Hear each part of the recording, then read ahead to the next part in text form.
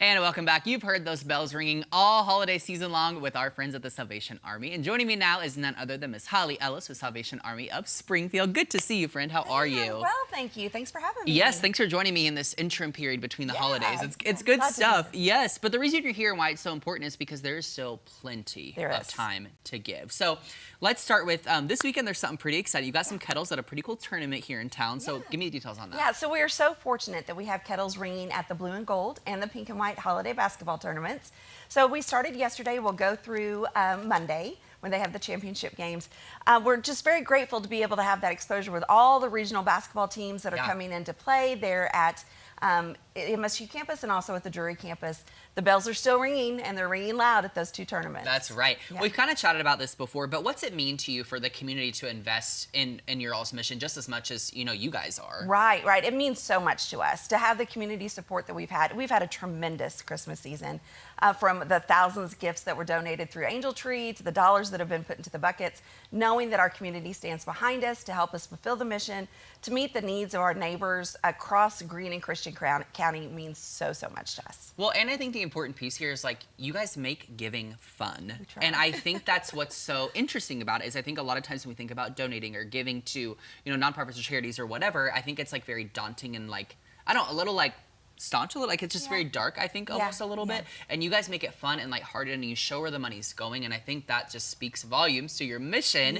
So kind of tell me about that. How did you guys go about deciding what to do this year as far as what you were going to incorporate yourself with, where you were going to be at, where your face was going to be? Sure. So we take a look at what the needs are in the community and determine what resources, services, programs we have to meet those needs. And we knew right away we wanted to continue the Angel Tree program. Yes. And that was just a day of joy. And being able to share that with community members. We had almost 80 volunteers that day that came in to help us.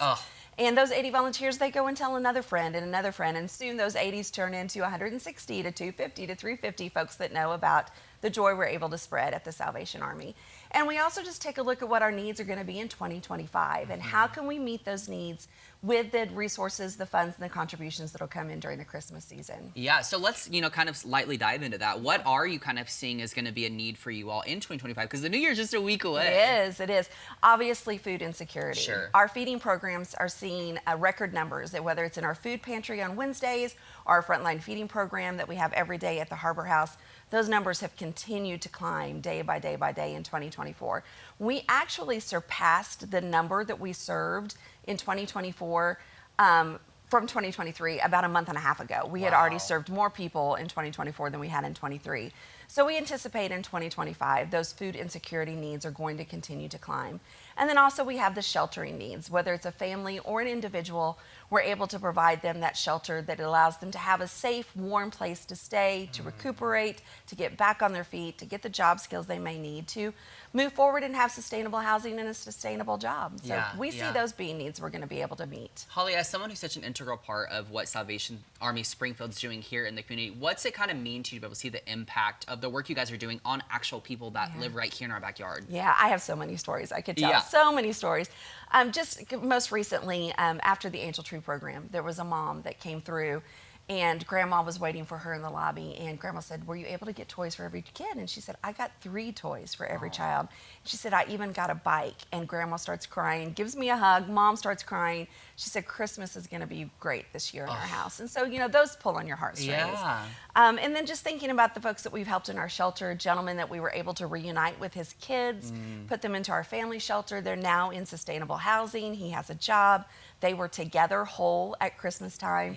So being able just to kind of see those success stories and to see those needs met and the gratefulness of the individuals we serve really, really serves well for us. And just to see the spectrum of the different kinds of work you're doing, from giving a kid, a wonderful Christmas who may not have had it otherwise to reuniting a family that may have been completely broken. I mean, that's, I got the chills just saying it out loud. I mean, that's what it's all about, right? That's so cool.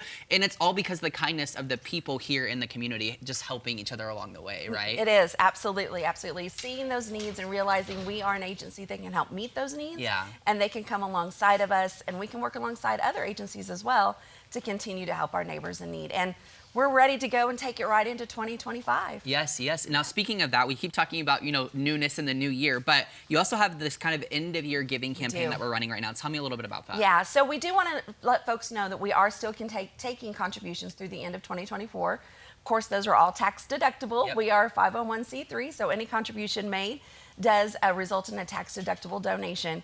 And that end of year giving is so important to us. One, to help us meet our Christmas campaign goal. Yeah. But then two, to give us that stable ground and footing to be able to serve in 2025. Oh, so good. Okay, so if people want more information, want to keep up with all the incredible things that Salvation Army Springfield's doing, how do they go about getting a hold of you Sure. guys? So they can find us on all of social media platforms, Facebook and Instagram. Okay. Also be able to go to our website, which is www.salvationarmyspringfield.org, and they can get all the information they need, whether they want to serve as a volunteer, give a contribution, or just know how we can help meet their needs as well. Oh, amazing stuff. Holly, thank you so much for being here. Thank you. Happy early New Year to Thank you, and we can't you. wait to do more with you in 2025. Excellent. So, Thanks so much. All right, well,